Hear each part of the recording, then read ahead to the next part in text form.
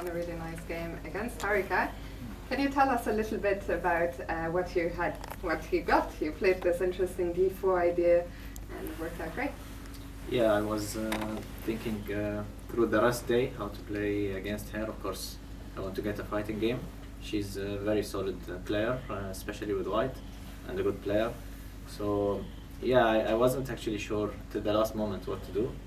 I came across a game of Isapenko Magnus, which happened here in Tata Steel in YKZ, and it was a quick repetition actually. And in that moment, there was an idea for Magnus, some brilliant idea that he could be better, and I got inspired by this. So I thought, I will just prepare. If this happens, I will be very happy.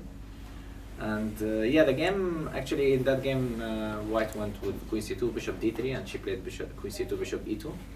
So I knew it's different, and I played C5, which I'm not sure, but I think it's not great, theoretically speaking. But I wasn't sure. I thought, okay, let's find out. Why is it not great? And we were also analyzing afterwards. It's I think unless you really know your stuff there, it's a very unclear play.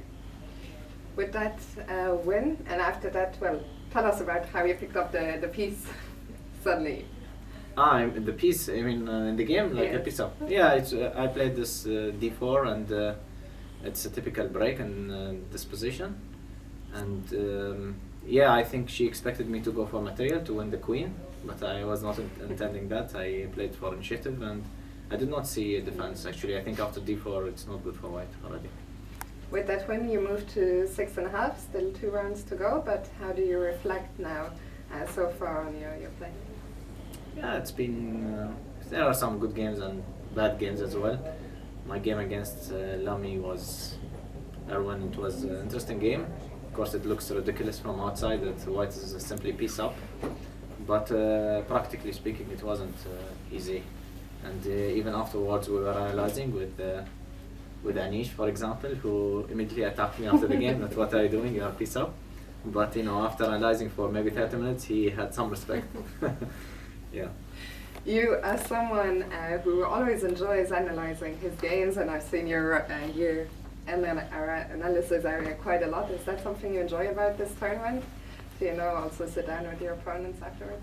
Yeah, it's actually it's becoming rare. It's a tradition of chess that you analyze with your opponent after the game, spending many hours. It makes sense to discuss and come to some conclusions before checking with computer, of course, destroying everything.